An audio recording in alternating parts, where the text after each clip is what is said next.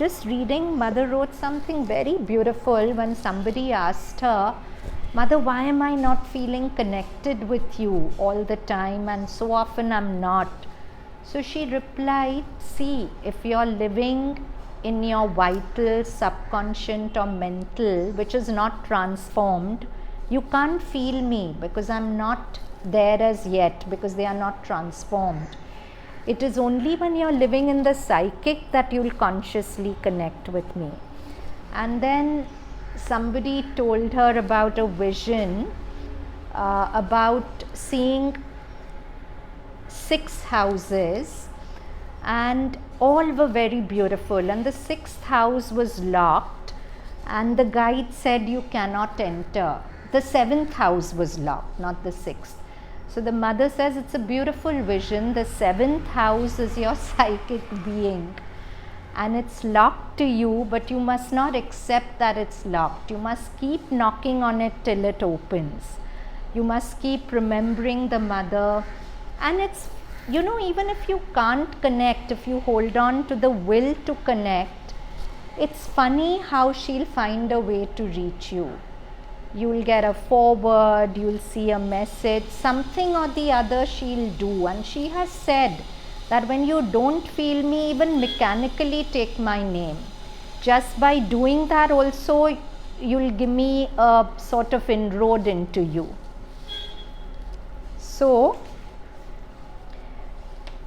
So maybe that is my fixed central aim. But yeah, if I'm living in the mental, vital or the subconscious, of course I won't feel the mother, and I won't even feel the need to feel her, because an untransformed vital, mental or subconscious has no need for the divine. It's very happy following its own prakriti till pain hits it. So one has to follow indeed a fixed central aim in sadhana and not deviate from it, but not build on outward circumstances, conditions, etc. as if they were fundamental things. So not to base your happiness on outward circumstances, that this is my aim, that this relationship should be like this only all the time, this success should come to me only all the time. It won't happen. All that is shifting sands. It will always be shifting sands. And if you base your happiness on that, your happiness will be based on shifting sands. But if you base your happiness on your inner central aim, then somehow you're more resilient to other things that come and go. So again, these classical lines from Sri Aurobindo. Sri Aurobindo's Savitri, whether it seem good or evil to men's eyes, only for good the secret will can work. However it looks to us, this happened bad, this happened good, only for good the secret will can work. Our destiny is written in double terms.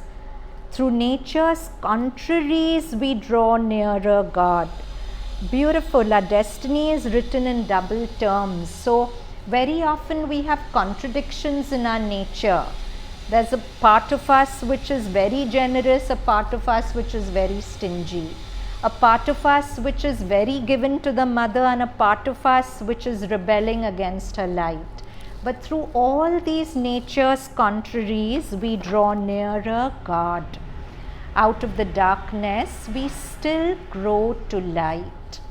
Okay?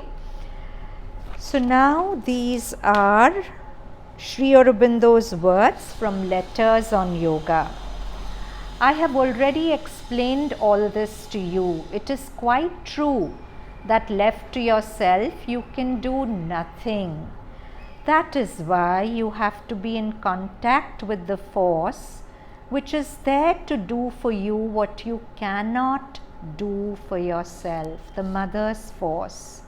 The only thing you have to do is to allow the force to act and put yourself on its side, which means to have faith in it, to rely upon it, not to trouble and harass yourself, to remember it quietly, to call upon it quietly, to let it act quietly.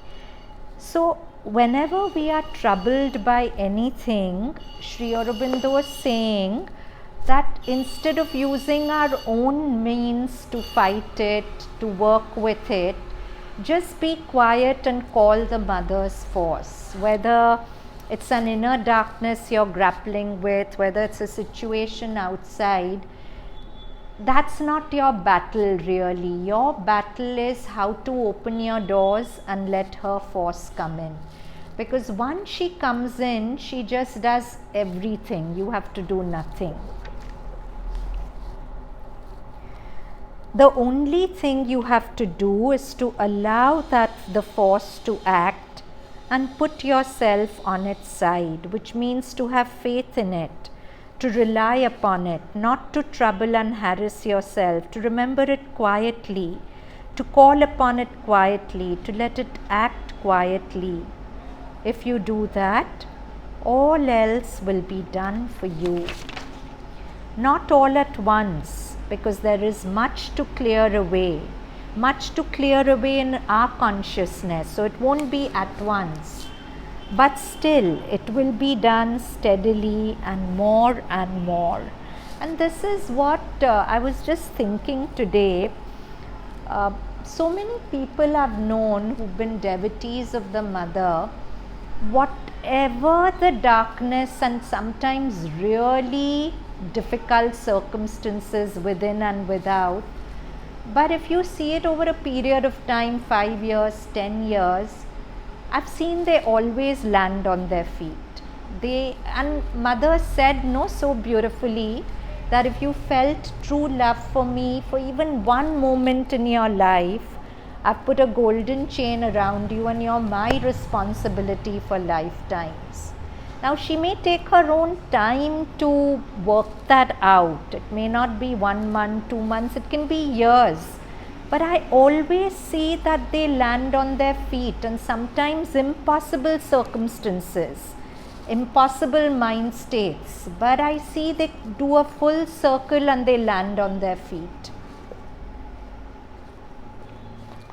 Of course, they are people who are tenacious through darkness. Whatever other vagaries of their nature, they have it in them to hold on to Mother with faith. If that is lost, of course, then it takes longer. Even then it will happen, but it will take longer.